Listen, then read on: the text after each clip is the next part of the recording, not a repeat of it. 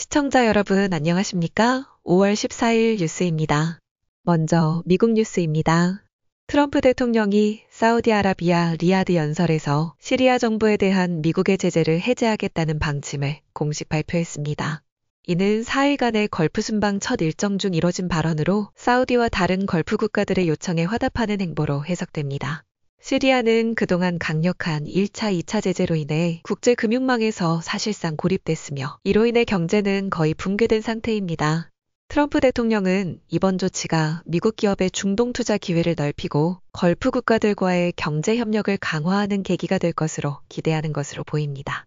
반면 이스라엘과 미국 의회 일부는 이번 제재 완화가 시리아의 불투명한 정권 이양과 이슬람 극단주의 세력의 부상 가능성을 간과한 결정이라고 우려하고 있습니다.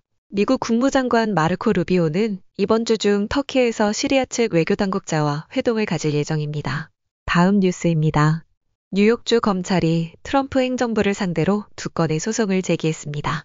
레티샤 제임스 뉴욕주 검찰총장은 연방정부가 이민정책 협조를 강요하며 재난 대비 기금과 교통인프라 자금을 볼모로 삼고 있다고 주장했습니다.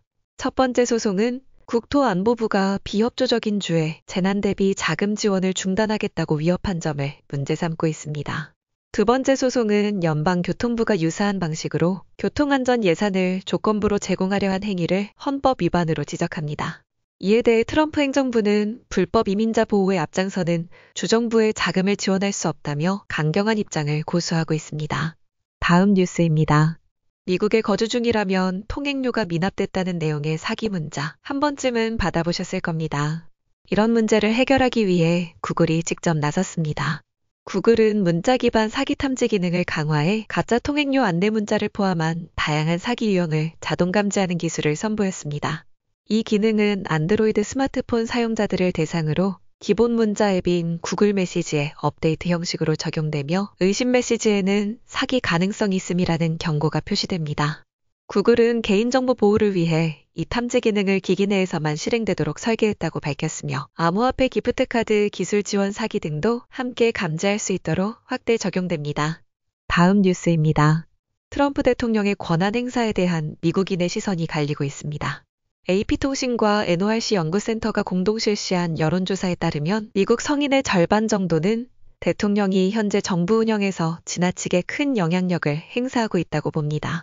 이 조사는 미국 전역의 성인을 대표하는 확률 표본을 기반으로 한 아메리스픽 패널을 통해 진행되었으며 공공정책에 대한 국민인식을 정기적으로 측정하는 신뢰도 높은 여론조사입니다. 반면 연방법원에 대해서는 권한이 적절하다는 평가가 우세하며 과도하다고 본 응답자는 30% 수준에 그쳤습니다. 특히 공화당 지지층은 법원이 오히려 과도한 권한을 갖고 있다고 보는 반면 민주당과 무당층은 대통령의 권력 남용에 더 큰 우려를 나타냈습니다. 이번 조사는 권력의 균형을 둘러싼 인식의 차이를 선명하게 보여주고 있습니다. 다음은 한국 뉴스입니다.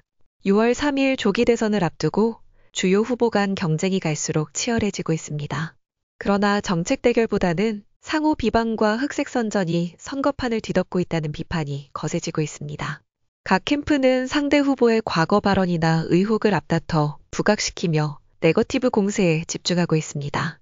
이런 분위기는 유권자의 피로감과 정치 혐오를 키우고 정책 중심의 선거 문화를 약화시킬 수 있다는 우려가 나옵니다. 언론과 시민단체들은 후보들에게 공방보다 실질적인 정책과 국가 비전을 제시하라고 목소리를 높이고 있습니다.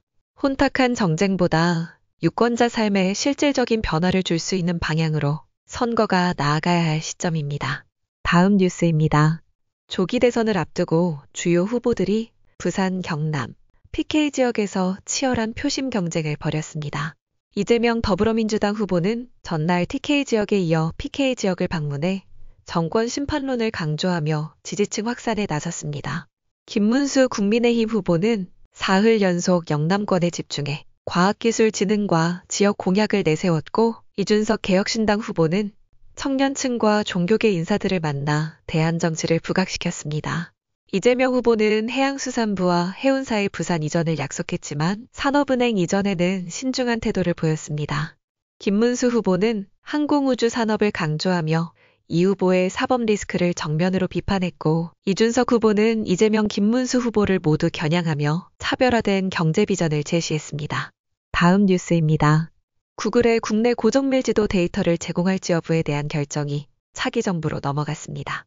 국토교통부 산하검토위원회는 국가안보와 산업 경쟁력에 미칠 영향을 고려해 보다 심도 있는 논의가 필요하다고 판단했습니다. 정부는 오는 8월 11일까지 산업계와 전문가 의견을 수렴한 뒤 최종 결론을 내릴 계획입니다.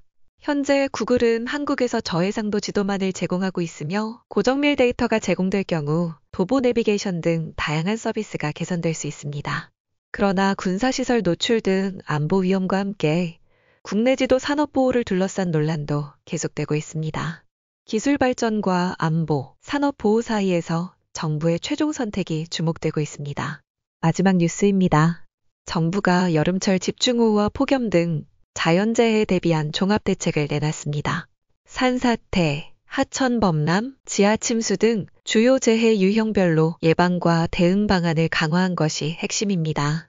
특히 시간당 100mm를 넘는 극한 강우와 폭염 일수 증가 등 기후변화에 따른 재해 위험이 높아짐에 따라 정부는 인명피해를 최소화하는 데 초점을 맞췄습니다.